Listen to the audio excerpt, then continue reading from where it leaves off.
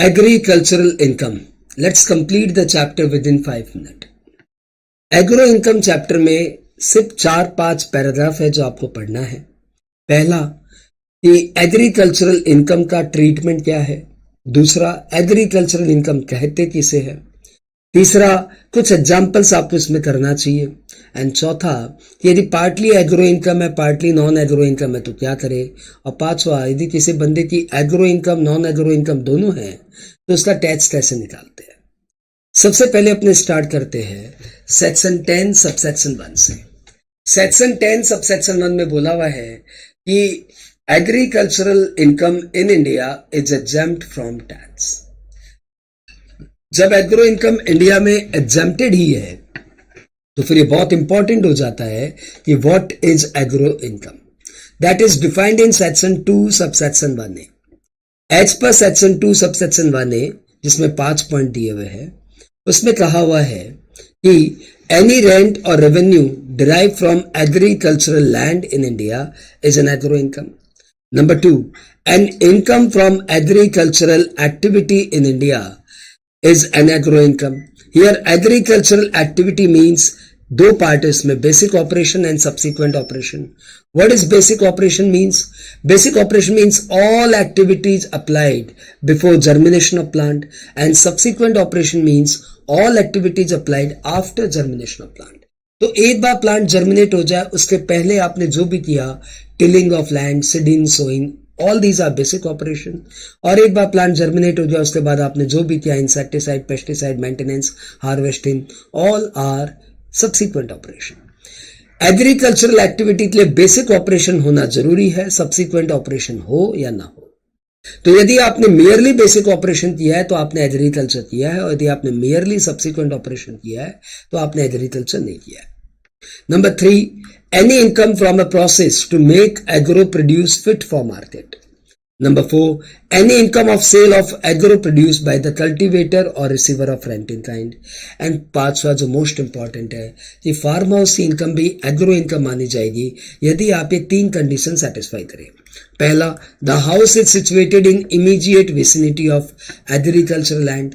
दूसरा, the house is use for storing purpose और dwelling purpose by the agriculturist. And number C, the land is either situated in rural area और access to land revenue.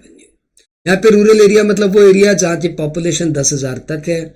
यदि population 10,000 से 1 लाख है तो वहां से 2 kilometre के बाद रूरल एरिया है। यदि लोकल अथॉरिटी की पॉपुलेशन 1 लाख से 10 लाख है तो वहां से 6 किलोमीटर के बाद रूरल एरिया है। और यदि एरिया की पॉपुलेशन 10 लाख से भी ज्यादा है तो वहां से 8 किलोमीटर दूर दूर जब गांव में बच्चा रोता है वो सब रूरल एरिया है। अब हम लोग बात कर रहे हैं कुछ एग्जाम्पल्स की।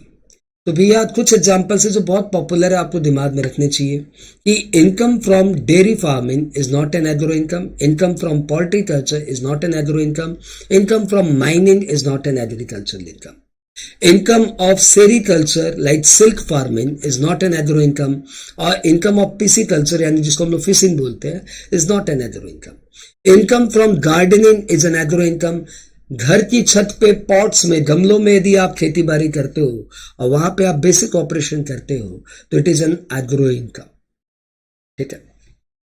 Salary from agricultural firm is not an agro income, dividend from agricultural company is not an agro income, interest on debenture from agricultural company is not an agro income, salary to partners from agricultural firm is an agro income, salary to managing director from an agricultural company is not an agro income. इतना ध्यान रखना आप। और एक और point ध्यान रख लेना कि यदि कोई इंश्योरेंस क्लेम मिल जाए for loss of agricultural produce तो that is an agro income. अगले पॉइंट में आते हैं कि यदि आपकी एग्रीकल्चरल और नॉन एग्रीकल्चरल दोनों एक्टिविटी है तो इनकम कैसे कंप्यूट करेंगे। यदि आपका T growing and manufacturing business है तो 60% agro income and 40% non agro income.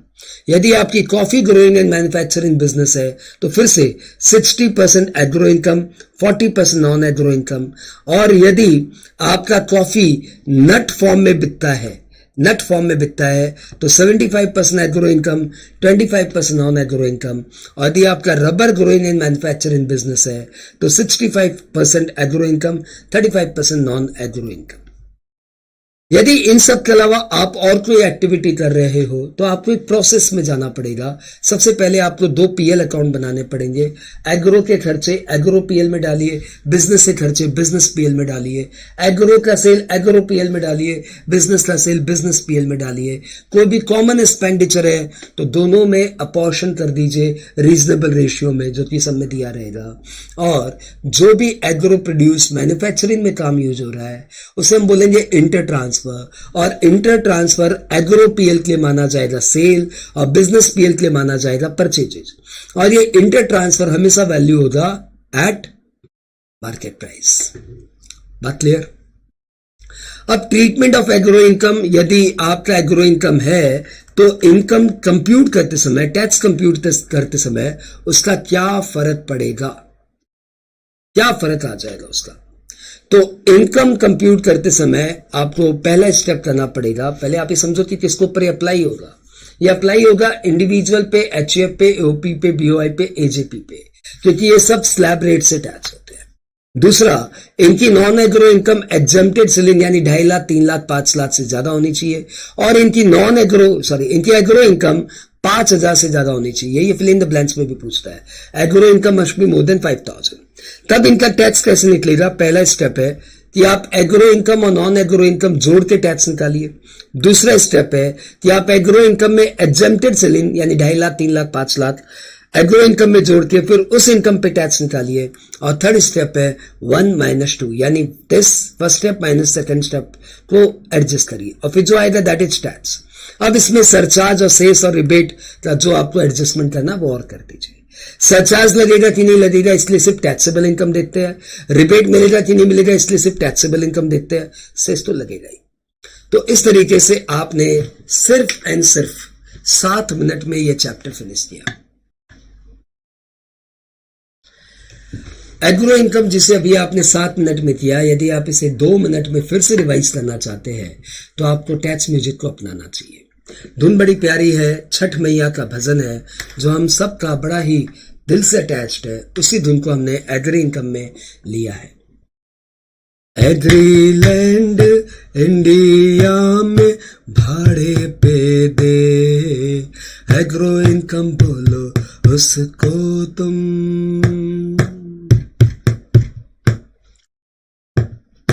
Agro activity करे इंडिया में, एग्रो इनकम बोलो उसको तुम।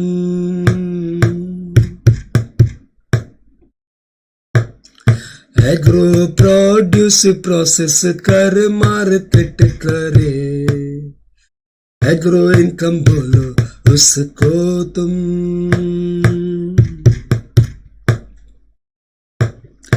एग्रो प्रोड्यूस कल्टीवेटर बेचे तो, एग्रो इनकम बोलो उसको तुम।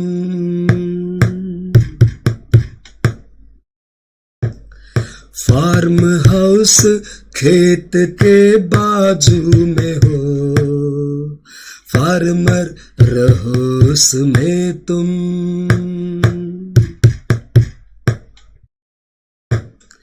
खेत पे लगान दो या रूरल लैंड, एग्रो इनकम बोलो उसको तुम।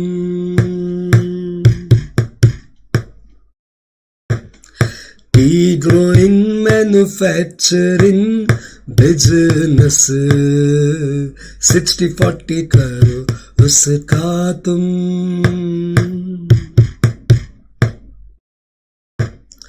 कॉफी पाउडर बना के बेचे तो 60-40 करो उसका तुम।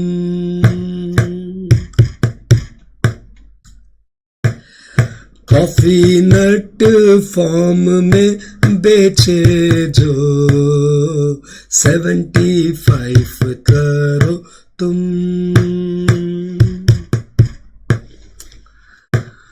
रबर ग्रोइंग मैन्युफैक्चरिंग बिजनेस 65 करो उसका तुम।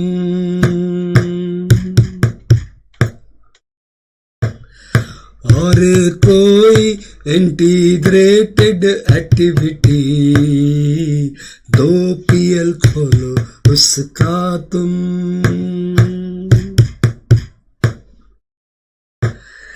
इंटर ट्रांसफर डेबिट क्रेडिट जो करो, मार्केट वैल्यू करो उसका तुम। तो आपने देखा सिर्फ 2 मिनट के अंदर हमने पूरा एग्रो इनकम आपको वापस से सुनाया। ऑल द बेस्ट बच्चों, बाय बाय।